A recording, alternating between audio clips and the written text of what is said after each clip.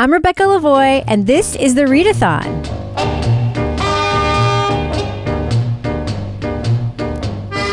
And I am here with, want to introduce yourself? I am Mel Barrett, the host of the In Between podcast, an investigative true crime podcast. And you can listen to the show wherever you get your podcasts. Now, Mel, I was dying to talk with you because as much fun as it was to talk to Kevin about the closing arguments, I watched every minute of them from start to finish. And he kind of dipped in and out. So he had impressions, but the granular thoughts were all mine. And I know you also have granular thoughts. So first of all, just give me your general overview. I'm going to start with Hank Brennan. How do you think Hank Brennan did? If you were a juror, what would you think of Hank Brennan's closing argument? Yeah, I need to separate my Mel thoughts about Hank Brennan with what the jury might have thought. I still think, I'm hoping, the problem is I don't know what the jury thinks because I have no idea, you know, with this final jury also, after the alternates were chosen, I just don't know who these people are and what they're thinking and how involved they are in their own community. So if I'm just looking at it from a layperson who doesn't know a lot about this case, I think Hank Brennan came off as very flat. He was trying for emotion, but he was choosing the wrong things. He did a lot of slapping of the podium. If I were sitting on this jury and had been sitting through the whole trial, I just saw him being disingenuous again. I saw him lying about things. I saw him twisting the information that we've seen on repeat, you know. And I don't think he proved his case. And I think that he made a lot of excuses for his bad witnesses. I feel like he was making the case for the defense, honestly. Were you surprised at how much he talked about things they didn't know in the closing? I mean, that's what really surprised me was like, we don't know this. We can't know this. We have no data for this. You know, he's just like, and we don't have that. And there's no proof from anything inside the garage. It's like there isn't proof because you successfully kept it out of trial. Yeah. So that stuff really frustrated me too. Yeah, it was really frustrating. And then I think if I'm looking at it objectively, if I put the two closings next to each other, to me, it feels like Hank Brennan wrote his closing based on what he thought Alan Jackson was going to do. Yes. And also based on the last trial, which the jury isn't privy to or isn't supposed to be. So Alan Jackson made all these very strong arguments, and then here comes Hank Brennan, and he either agreed with Alan Jackson, or he's saying something that is backed up with facts based on what Alan Jackson just told the jury. He didn't pivot, and we talked about this a little bit yesterday, is that, you know, it is typical for the second person to go to address some of the things that were said in the first closing, and he didn't even address anything. Nope. He didn't say, well, you just heard him say there wasn't a collision. Like he didn't acknowledge the fact that someone had spoken before him, which was unusual. And it does seem like, even though I think he should read more. I mean, Alan Jackson reads a lot during his closing, which I don't think takes away from what he's saying. But Hank Brennan wanders around, doesn't read, and then things just come out of his mouth that I don't think were written down. Like, I don't think it was written down for him to walk around the court and say, he could have moved like this. He could have stumbled like this. He could. Right. How could he have thought that was a good idea? Well, and also because he's not reading, he's just sort of, he's going back to his notes to figure out where he is. He then repeated himself so many times. Yeah. And I don't think he kept saying, she was drunk, they got into a fight, she hit him, she left him, he died. Like he kept repeating those few things, but I don't think he was doing it for emphasis. I think he was doing it because he forgot his place. He was reorienting himself. Yeah. Yeah. So he was bringing up he was hitting on these main points that he wanted to touch on, but he was doing it because he forgot where he was. I agree. I completely agree. Moving on to Alan Jackson, not trusting the police is a risky strategy in a closing argument in a trial, I think. However, as he pointed out many times, this jury saw police conduct in the courtroom that underlines the power and obfuscation of cops. They saw Dever, they saw Buchanan, they saw Gallagher, they saw all these reluctant cops.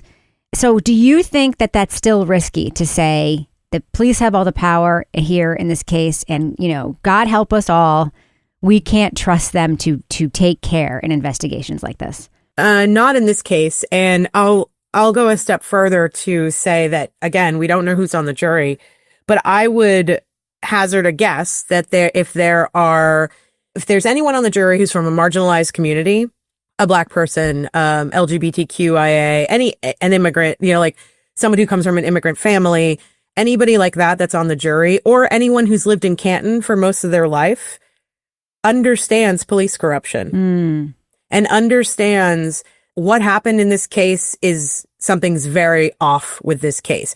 Not only is there what appears to be tainted evidence, there is a lead investigator who never showed up to testify in this trial. You heard his text messages. You heard his supervisors joking along with him. And one of his supervisors was in court. And that one guy, we spent so much time on Yuri Buchanan because he argued so much with Alan Jackson. Right. Yuri Buchanan's testimony would have been like half the time that it should have been. Absolutely. But because he argued so much, and then I'm pretty convinced that Alan Jackson, the sole purpose of them calling Dever was so he could bring it up in closing. You saw on the stand a good cop versus a bad cop. You saw Barrows and you saw Dever. Yep. The jury's not dumb. We are regular human beings. And if I had seen Kelly Dever get up on the stand and do what she did as a juror, I would be like, I don't trust a single cop in this case. Yeah. That was, I think about that all the time, how wild that was. I really, really wild. Do. Yeah. and not only, and it wasn't just the cops. Like, let's be clear. I think Alan Jackson made a really good point when he said that the prosecution didn't have any experts available to them. They had to go out and find these people and like dig for these people. And then he brings up Shannon Burgess and that point that he made about the prosecution realizing in the middle of the case that something was very off and they had to fix it. And so they went out and they got Shannon Burgess and they're asking you to trust him. And what does the guy do? He lies so many times about his experience. Yep. Quote, that was a shame, Alan Jackson. That was a shame.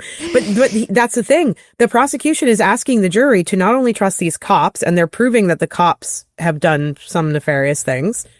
They are asking this jury to believe Jen McCabe and Carrie Roberts, and the defense proved that both Carrie and Jen lied either in a grand jury, perjured themselves in grand jury testimony, or lied to the FBI. Right.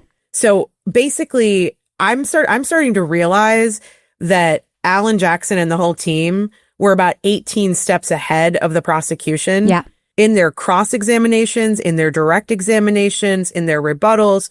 All of this, they were laying out the foundation that you cannot trust a single witness the prosecution brings up. Yeah. And here are all the reasons why every single one of them lied. I can't help but wonder if they never planned to use the third party culprit defense in the closing, because they made, so imagine this, because first of all, they are smart. Second, because they successfully got a third party culprit defense in, as you know, and she said, you have to prove it.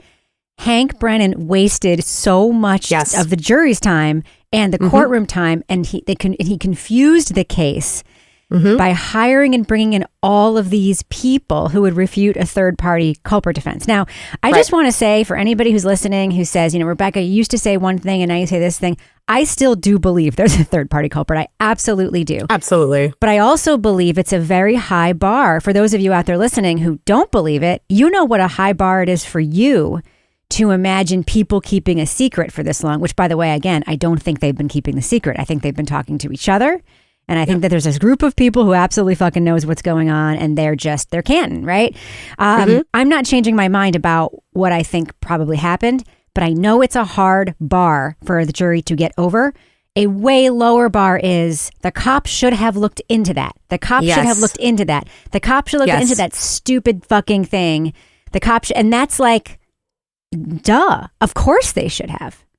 I mean, how crazy is it that the red Solo cups and the leaf blower weren't even a huge part of Alan Jackson's closing? Right. Because at this point, like, yeah, those things are really awful. And any layperson who hears that the cops picked up blood with a red Solo cup and blew the snow around with a leaf blower would think, what a bunch of Keystone cops. And then just cops. left the blood in the cups on the floor of a garage.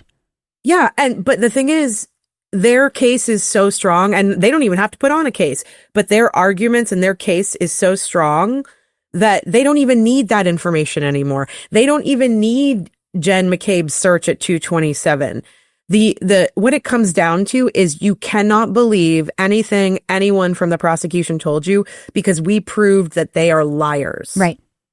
The only person who didn't, well, we're not sure if he lied or not, but how about the bombshell of, Welcher doing the stupid experiment, and he spent 2 or 3 days just going through, mathematical equations. How about the fact that he said there were no x-rays? Correct. He too is a liar. I mean, either he was lying or Hank Brennan was lying, and Alan Jackson definitely intimated Hank Brennan has been lying to you during this close. Yeah. Everyone, what I took from his closing was that every single person that you saw on the stand that was in the case in chief for the prosecution lied about something, big or small, including the prosecutor, because he tried to fool you with John's hoodie. Right.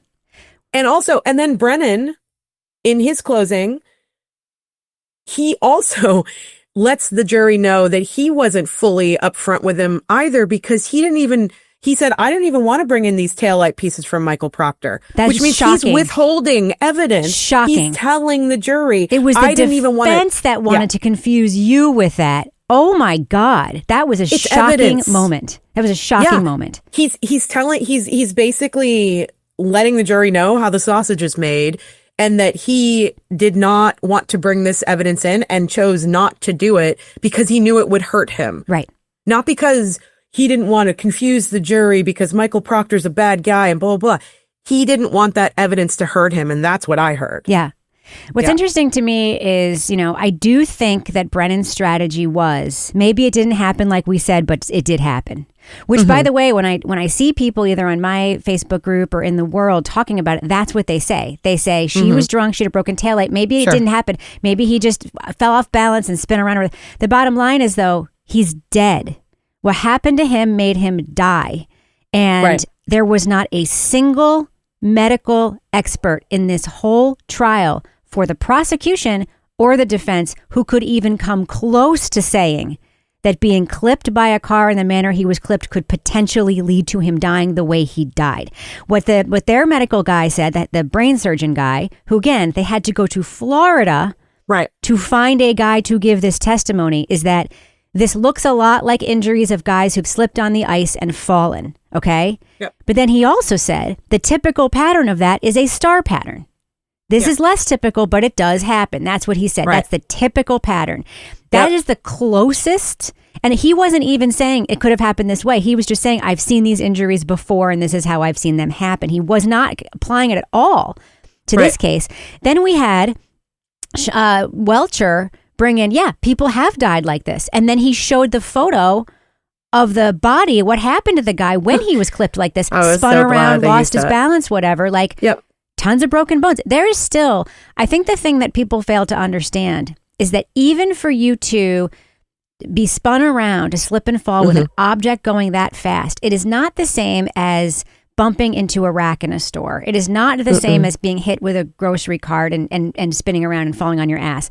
We are talking about a 6,000-pound fast-moving object. The force exerted there is not going to make you go whoopsie daisy. If it hits you on the arm, you are going to spin violently, as we saw the dummy do, and you're going to be moved in some direction significantly, and you are going to be bruised and break bones, period.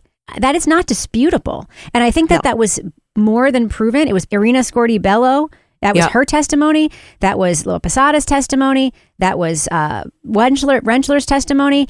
And to some extent, when he was crossing their medical guy, he couldn't get him to refute. There was no testimony refuting the dog bite thing. There was no testimony refuting anything. In fact, more dog bite witnesses were supposed to come in that were blocked from coming in, who would have further testified. There was a police dog trainer who was going to testify that, that's a dog attack. There's something that I just want to say about this that I just can't help but think about, because I think about my mom all the time. My mom trusts men more than women, period. She just does. She's older, she'll be that like, generation. She's also just like this internalized misogyny. Like she's also just like, so what does your friend Todd say? So what does your friend Rob say? So what does your friend Steve say? And I'm like, I literally told you what happened. Why do you need one of these three men? And she always asks that question. And I do think that there is something about the strongest medical experts being women, Irina Scorti-Bello and Dr. LaPosada and Dr. Russell. People would rather trust a guy who offered almost nothing except some experience of what he's seen and he treats alive people than three women who all assert these injuries are not consistent with being hit by a car in any way. Plus the fact that he was punched on the face. All right, I have 3 points about what you just said. Let me start with the last one. You're talking about whether people trust women on the stand. If we think about all of the major testimony that happened in this case, every single major piece of testimony or evidence or witness testimony, all of it came from women, including the forensics lab people, the taillight people, Jessica Hyde. That's what I'm saying. Like every single piece, all of the men, it was sort of wishy-washy. It could be this way, it could be that way. The women, think about Hartnett. You mean all of the undisputable evidence came in through women?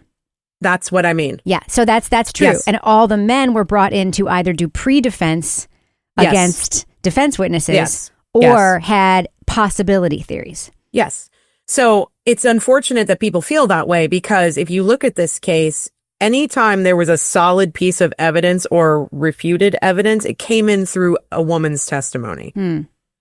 So that's A. B, when you started talking just now in this segment, you said there are people that think that, maybe she could have hit him, blah, blah, blah, blah, blah. Maybe is reasonable doubt. Of course. Regardless of anything else that we just talked about, any piece of evidence, any testimony, whether you believe a man or a woman, if your idea in your head, if you are saying maybe or more than likely she hit him, that is reasonable doubt. That is not 100% certainty. Right. That's what I took away from it. But juries do that all the time, by the way. Oh, They just say, I still feel like it happened. It happened in the Pamela Smart case. Or because people apply a personal experience they've had with someone in a couple or a car accident they've had or something. I didn't like them, therefore they are guilty. Right. The other point, this is specific to Brennan's closing. I thought it was the hypocrisy in his closing was just like on the stage. One of the things that he said was he took his own witness, ISB, Dr. Irina Scorti-Bello, and he said she had 90 days with this case and she didn't have enough information. And so she couldn't have made a determination. And yet every medical examiner has 90 days with a case. Yeah.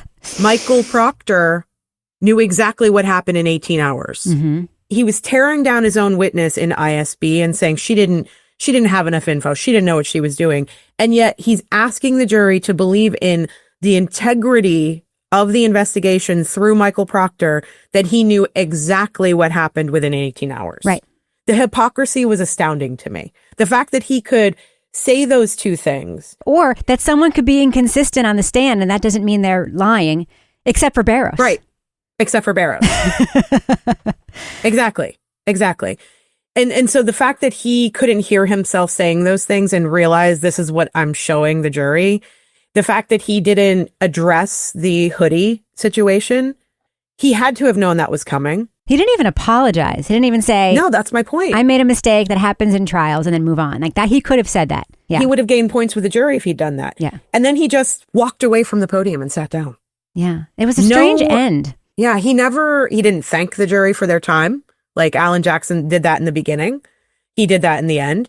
He just walked away and I really believe that he's just like, get me out of here. I'm done. Yeah. Like this is, I think the best he's hoping for right now is a hung jury. Yeah.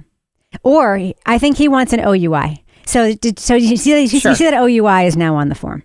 Yeah. Right. Yeah. And the defense, they asked for it.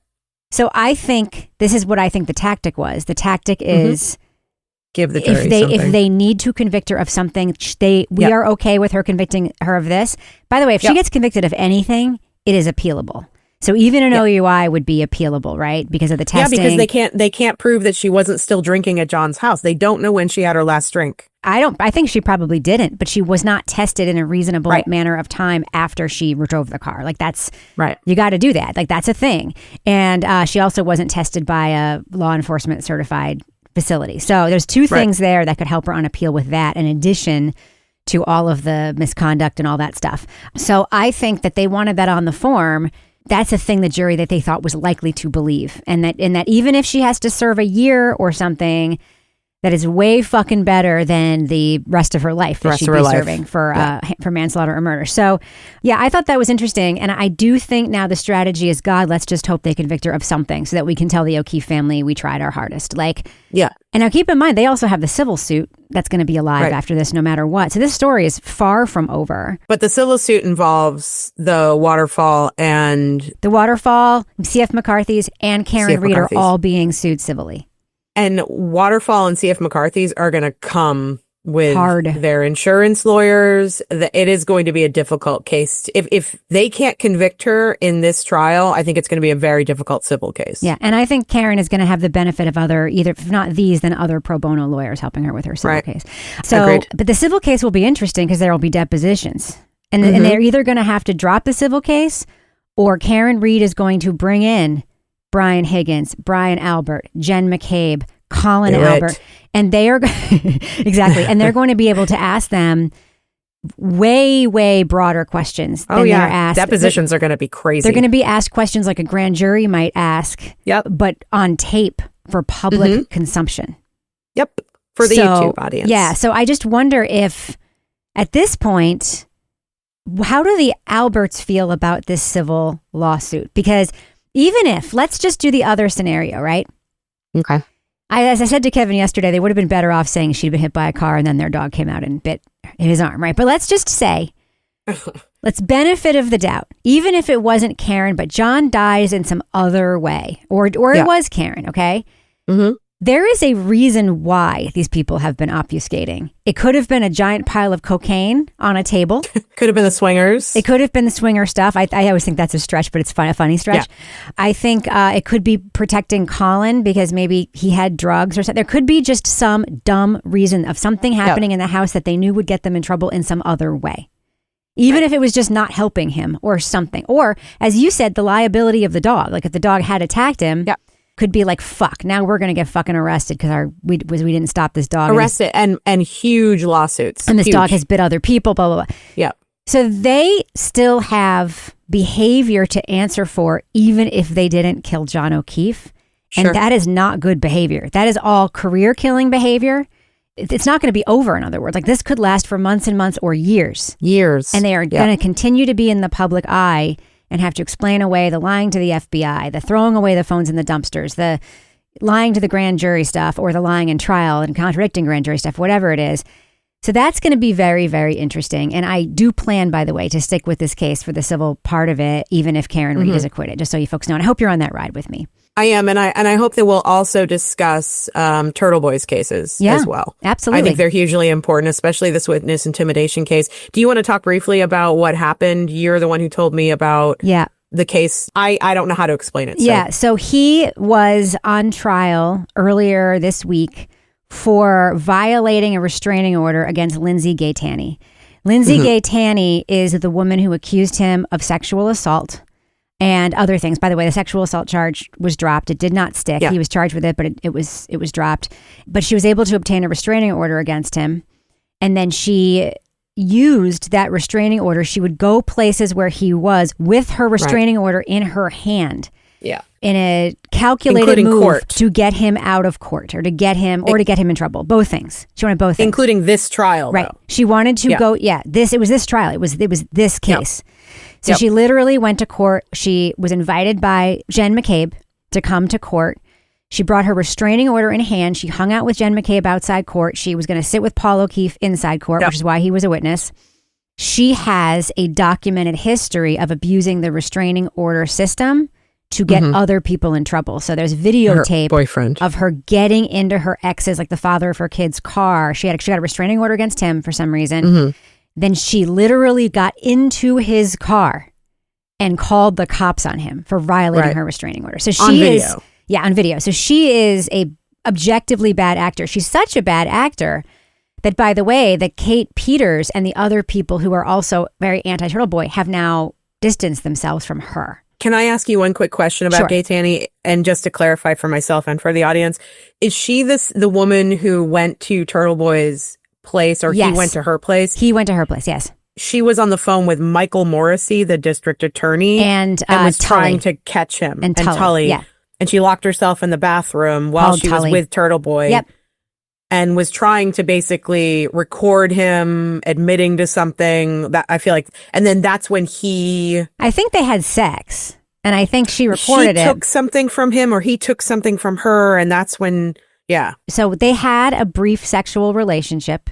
Right. And he separated from his wife very early in this case, and I don't know what the circumstance. He's a messy person. Let's just be real. This is the voicemail that he left for her while he was out walking, and was saying that he was like almost suicidal. He was really upset because she told him she was pregnant. Right. Okay. And that she got an abortion or something. It turns out, by the way, and there's text between her and her friend group, she was never pregnant. Right. And she actually had given the baby a name. She called it like Liam, I think, or something like that. And there was a moment, this is when I say Turtle Boy is fucking messy, when one of the pre-trial hearings, when the press was shooting, the jury wasn't there, so they were able to shoot from the other angle behind the press box, right?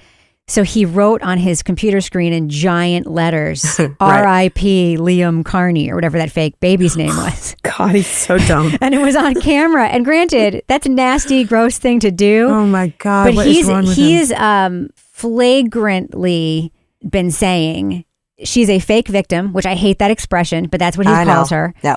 And in this case, she is in fact a fake victim because she tried to entrap him. She was in communication with Tully and Morrissey, and she basically got herself to be made a witness. They subpoenaed her, and the way she got the restraining order against him, I remember it now, they subpoenaed her for a different proceeding only to make her a witness in some upcoming proceeding. And by the way, she was never called in that proceeding, but they subpoenaed her to be a witness so that every time Turtle Boy said anything to her that they could then get a restraining order. So that's what happened. She was able to get a restraining order because of her witness status. She was made a witness so that she could get a restraining order. Let me ask you this. If anyone on the jury, on the Karen Read trial jury, is from that area and is well aware of Turtle Boy's antics, but they may also be well aware of these cases involving Michael Morrissey, my question is, isn't that just a direct example of what the defense has been trying to prove in this case? If you believe that this entire story about Gay Tanny and everything that she's been doing, and you are part of that community and you're aware of that happening, and it involves the district attorney and it involves a major detective in the case, Tully, don't you go into this trial knowing that there's already some major corruption happening and there's always, there's already something happening in this community? Yeah. That is going to color the way you think about this trial? Yeah. I think that they're certainly going to, it would be difficult for them to not know that he was found not guilty, because that's not big news everywhere else, but it's very big news there. Right. And what's interesting about, I'm curious about this not guilty verdict. And as I said to Kevin, the reason his case interests me is not because I think that he's a wonderful person who does wonderful things all the time and needs to be upheld as a hero. It's because the same exact people are involved in his case and have actually been working with the accusers against him to get him arrested. These are those people's tactics. It's Tully's tactics, it's Morrissey's tactics, it's McCabe's tactics, it's the Albert's tactics. We see video of them following people around, intimidating people. We know that they pretended to be scared of fucking rubber ducks and then were screaming at the rubber duck people as if they weren't scared. We know all of this stuff. So it's interesting to me because his cases have all been in front of very reasonable judges who are not pushovers. They're just like, one of the judges in one of his cases who dismissed that set of charges was like, I don't condone your behavior and I wouldn't do what you're doing. I think it's dumb, but it doesn't. And that was the ruling. And the ruling on this one was like, it was instant. Like there was no deliberating. He ruled that day and that was part of the plan. But, even Paul O'Keefe came in and said I didn't know anything about, I just thought she was a friend of the family or whatever, thereby proving that she infiltrated and became a friend of the family. Like, so Kate Peter was fired by Turtle Boy a long time ago. She has a personal issue with him. That's between the two of them. But she has weaponized the criminal legal system against him because granted, he's a bully and they feel helpless or whatever, but they have weaponized the criminal legal system against him. They successfully got him imprisoned for 60 days and they are trying to put him back in jail with things that are not true. The sexual assault did not happen. The witness intimidation did not happen. He is not rallying people to intimidate and harass these people. He says things about him, which he's allowed to do. He's allowed to say things about Paul O'Keefe and he's allowed to say things. He is, but he is not violating that statute and they are doing whatever they can to create a circumstance where he does. And to me, because it's all the same people, that's why it's interesting. Agreed. And I think a lot of those people also spill over into the Sandra Birchmore case, which I'm sure we will talk about later on. Absolutely. We'll cover the Sandra Birchmore case. We have to talk about that here. Big news came out in that case this week. I'm sure you saw. Sandra Birchmore's baby they're finally able to do DNA and it was not a match to Matthew Farwell.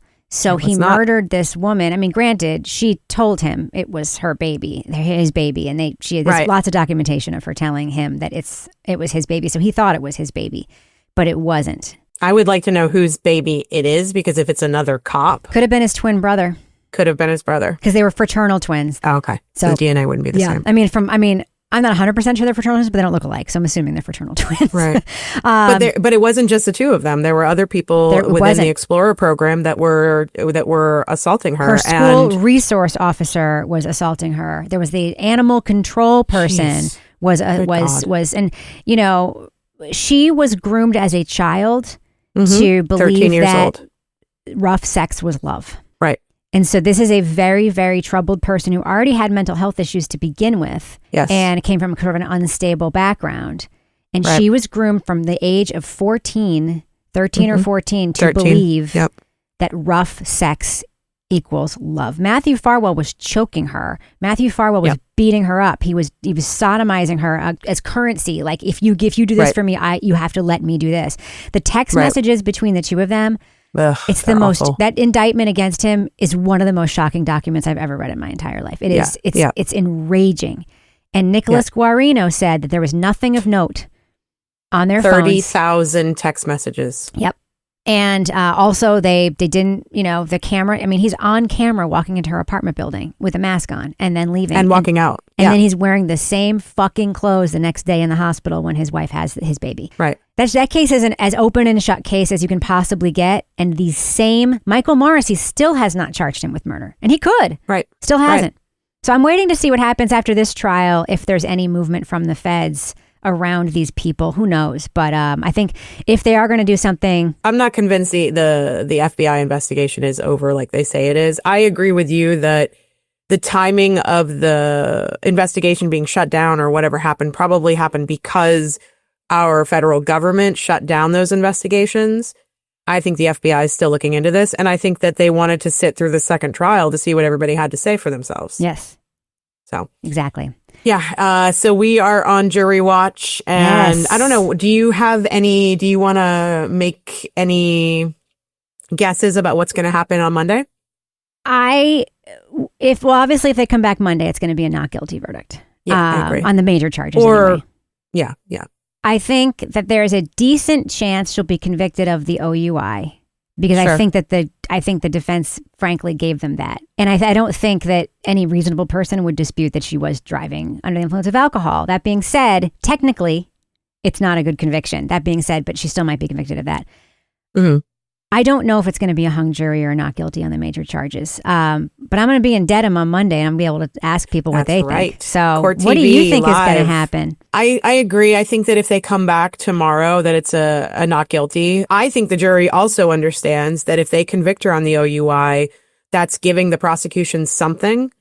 Because I'm sure that for all the people who are going to vote not guilty, there's going to be some guilt because Peggy O'Keefe is sitting across and looking at them. Yeah. Which is not a good reason to convict, but that is a thing that happens all the time. We're all humans. Yeah, and he was a good. The whole closing was he was a good person who was left on the lawn like a child to die, and as I said to Kevin yesterday, I think that shocked me, no one called 911. No one. No one. No, instead, Jen McCabe called her sister and her brother-in-law. Right. When he said that, it was like it brought to mind a whole group of people, not just Karen Read, that could have helped. He was on someone else's lawn. They didn't help either. He was on a first responder's lawn who could have walked out of his house to help. It was such an insane tactic to take in that closing. I mean, I'm like, you're on a roll with the he's a good person, took in his niece and nephew stuff. Like, that's emotional appeal stuff. I thought that was strong. Of course. Yeah, you're appealing to them. Very standard emotional appeal stuff. And I'm like, this could work. This could work. And then when he said, but no one helped him, I was like, oh my fucking God. He's just reminding them. He lived across the street from a cop. He was on the lawn of another cop. Both of them first responders. Both of them knew how to do first aid.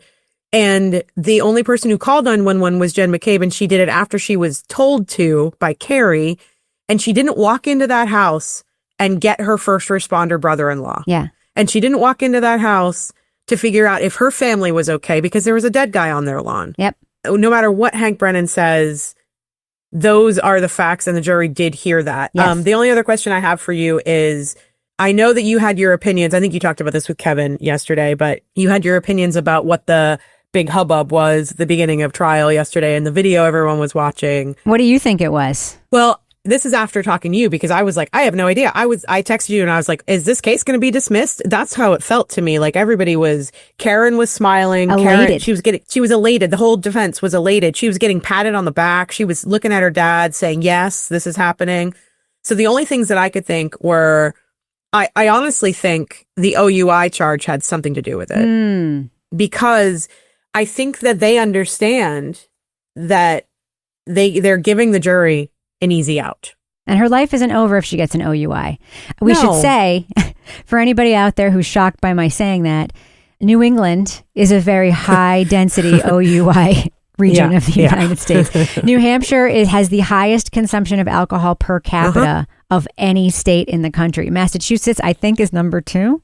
Huge drinking culture, huge drinking and driving culture. I'm not condoning it. I'm just saying it exists. It happens. And as you can see with all these cops drinking and driving, like that is just, it's definitely like the New England way. And I think that so many people have had OUIs that for her, she probably has lots of friends, or at least a couple of friends who've had family members or friends that have had OUIs. Everybody was a cop that night and they were all drunk and they were all driving. And for those of you who aren't from the New England area or haven't been there, the best example is when you leave Massachusetts and go into New Hampshire, every single border of Massachusetts to New Hampshire has these giant liquor outlets. The New Hampshire liquor malls. Because there's no tax in New Hampshire. That's right. Yeah, the liquor malls. There's no tax in New Hampshire, so everybody crosses the border from Massachusetts to buy fireworks and liquor. Fireworks and liquor, live free or die.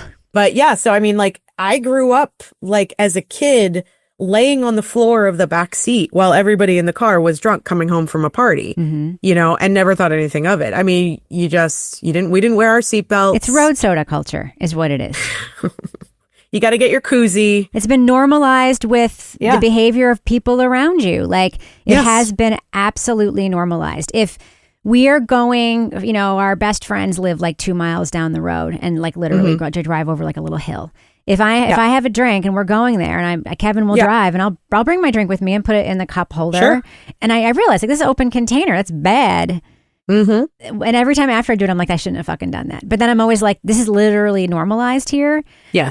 You know, I'm very comfortable telling you that I am not comfortable driving inebriated, especially as I get older. And, you know, that's not something that I would think to do anymore. I know my kids don't do it. I think younger people are very anti-drinking and driving. Well, they're scared of it. They are. They've been raised in a very different culture than we were raised in. But the other thing, I have one final thing to ask you about.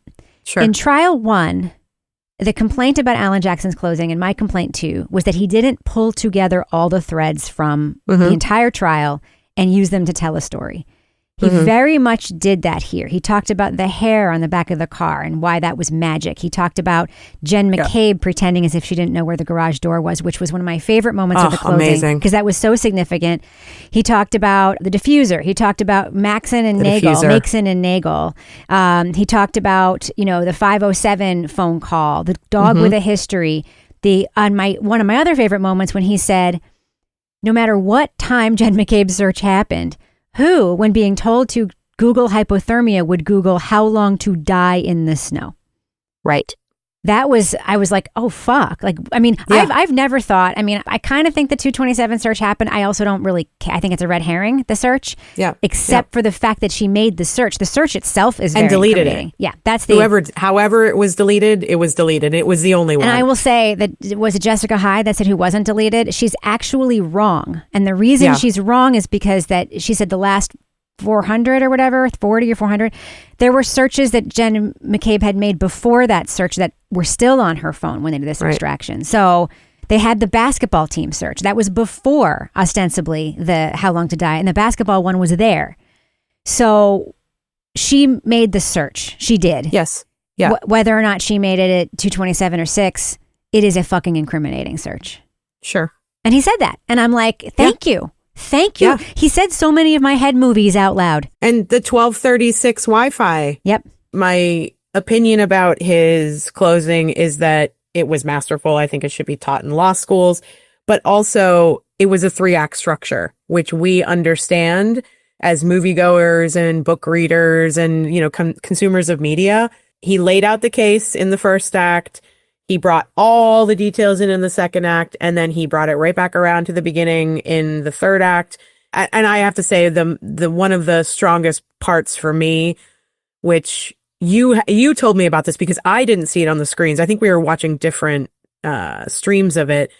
The note cards. They barely showed it. They only showed it once or twice, and there was a quick pan over. But the trial watchers in the courtroom were describing it, and then they panned over to it once, and it was note cards falling on a table, and it was incredible. So the idea to leave the jury with this visual, to see it on the screen in front of them, this stack of note cards of all the points that he's made that lead up to reasonable doubt. And he said, if you pick one of these up and it means something to you, that is reasonable doubt, and this case is over. Why are we here? You know, however he said it.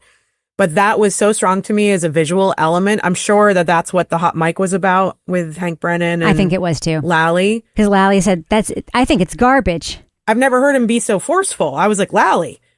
Maybe he's like that all the time behind the scenes. I think he probably is. I think he has a persona for court and it's not working for him. I wish he would be a little bit more forceful and a little bit more animated. I think it would do. I don't think he thinks quickly enough on his feet to do that. Yeah, that's and true. Also, like that's Hank Brennan, in some ways, thinks very quickly on his feet, and in other ways loses. Then he goes too far and loses the plot.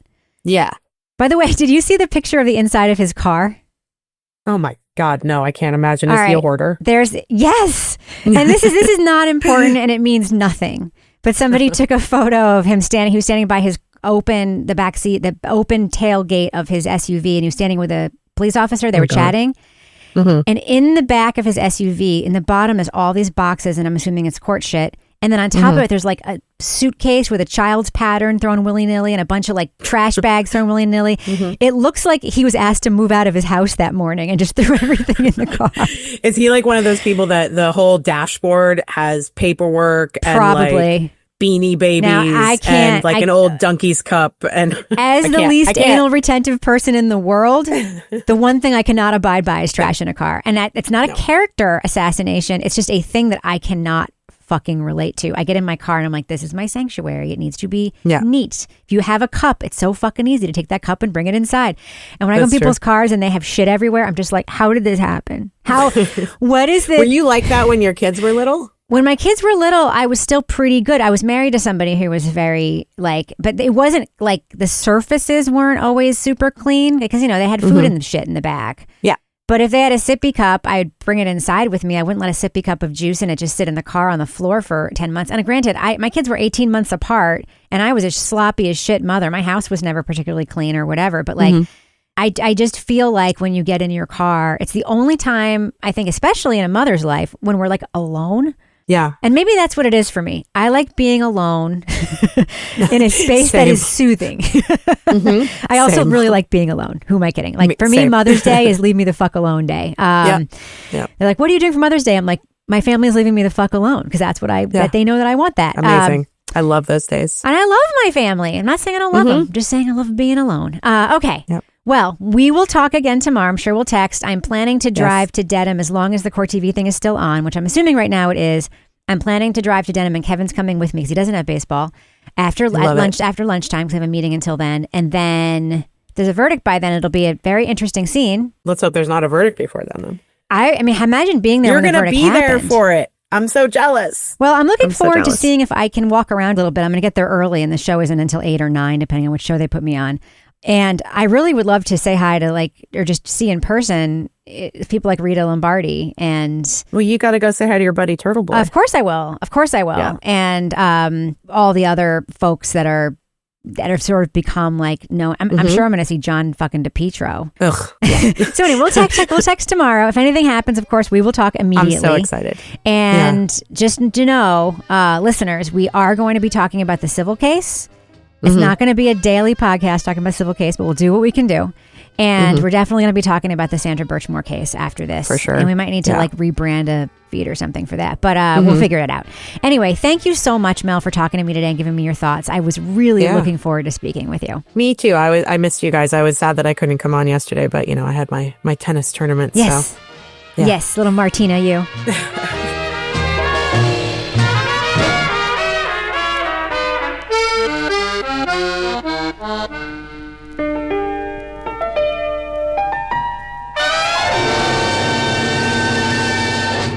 Partners in Crime Media.